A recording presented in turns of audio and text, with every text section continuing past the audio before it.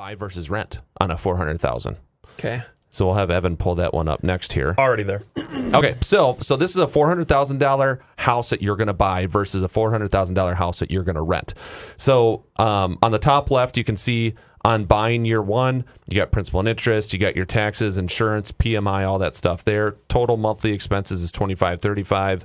Rent, now this is just what the system pulled did. This would be average rent for a $400,000 house in Hennepin County. Okay. So you can see $2,556. You got renter's insurance at $38 a month, so $2,594. Okay. So the cash flow difference, and I did this over 10 years. Okay. So the cash flow difference is $31,457. What does that mean? That means that over 10 years, your straight out-of-pocket dollars that you're going to pay is going to be $31,457 more to rent than to buy. Okay, because your rent is going to increase at a 2% annual increase, as you see there, and so the straight out-of-pocket is going to be $31,400 more if you rent. Now, when you rent, what do you get at the end of the day? Nothing. Nope. You got to live there. Well, you get to pay your landlord's mortgage off. Right, but you got That's pretty sweet. Yep. But you got no equity. For her. Right? No, you got no equity, no tax benefits, anything like that, right? So over those 10 years, the appreciation gain, and I just used a 4% appreciation on this. Okay, so you can see that down there, 400,000 at 4% a year. That's the average over the last 40 years, so that's why we went with that. So you're going to have $192,000 worth of appreciation in that house. So you got $192,000 of free money that you got by just owning that house. Okay? The amortization gain, which is basically how much principal balance you've paid off $78,116. Okay, so if you go down at the end, the net gain of buying the home after 10 years, you're $260,000 richer by owning a house versus renting, and that takes all factors into consideration. Yeah, and you're using a 4% appreciation, right? Which I think is low. Is conservative. I mean, that's very low. It's $250,000, folks. It's more than $250,000 gain, net gain, by buying a home rather than renting a home. And you got, even though the inventory of homes for sale is very, very low, there's still more homes for sale than there are for rent. Yeah. You know, so you have far less options renting. And I would also challenge that, you know, a house that is going to cost you $2,500 to own is going to cost you quite a bit more than that to rent. Yeah, in most cases, this is Hennepin County, Hennepin County stats. But if you look at other metro areas, you know, we're seeing rental costs of rents quite a bit higher on the same property. So if you go to the top here, if you see the rent at year 10, yep. So buying year one, well, the nice thing about a 30-year fixed mortgage is that your principal and interest payment stays the same. The only thing that's going to change are taxes and insurance. Yep. Right? Your rent's going to change. So on year 10, instead of paying $2,556 for rent, year 10 you're paying $3,055. So here's my thing that I'm going to add on to this too, is if you're renting a single family home, the chances of you actually being in it for 10 years in this kind of market are pretty low. Yeah. Because what's going to happen is 3 or 4 years from now, someone's going to buy that house from the person who has had you paying their mortgage. Sure. And then they're going to say, well, I really want to live here. So at the end of this year's lease, I'm moving in and you're moving out.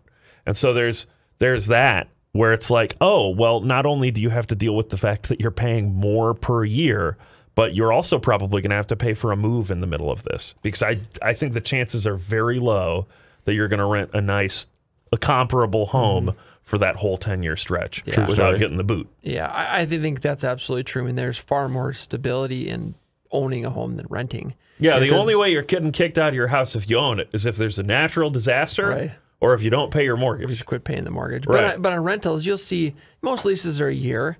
And then they just automatically go to month to month. Some are 2 years. But you know, that rarely do you see a residential lease more than 2 years. And then it just automatically goes into month to month after that. So great example. It's over $250,000. So the next one I did was a $600,000 home. You know, someone's like, well, you're going to really rent a $600,000 house? Yeah. Yeah. There's a lot there. And it's becoming more and more prevalent because home prices are just they're sliding up, they're going up. So that's definitely becoming more and more popular, where you're renting higher end homes. So there's more higher end like that for rent. And so same situation here.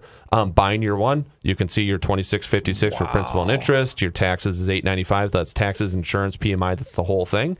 So you got a total monthly payment of $35.51. Your first year rent payment in Hennepin County for that house is $38.61. But on year 10, now your rent is $46.14 on year 10 for that thing.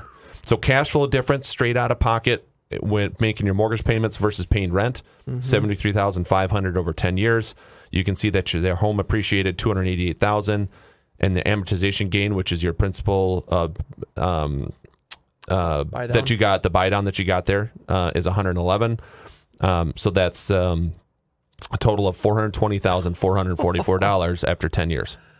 So you're $420,000 richer or more wealthy by owning a $600,000 house versus renting that house over a 10-year period. I'm trying to see if I have any like that's a big Snoop number, Dogg folks. music. $420,000. That is a big number. That would be a good Snoop Dogg song. It's a lot of green right there.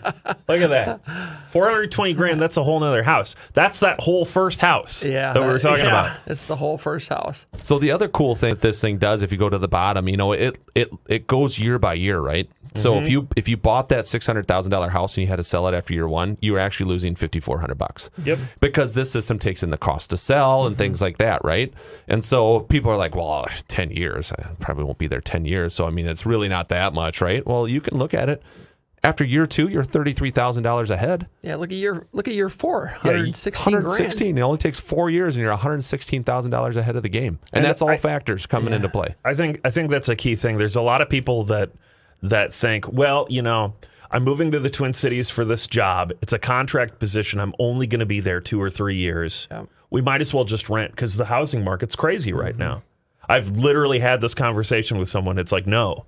You should buy a house. Even if you don't intend to be a landlord, you don't want to have a property rental company manager after you leave, you think you don't want to be tied up in that, that's fine. If you're going to be here for more than a year, it makes sense to buy.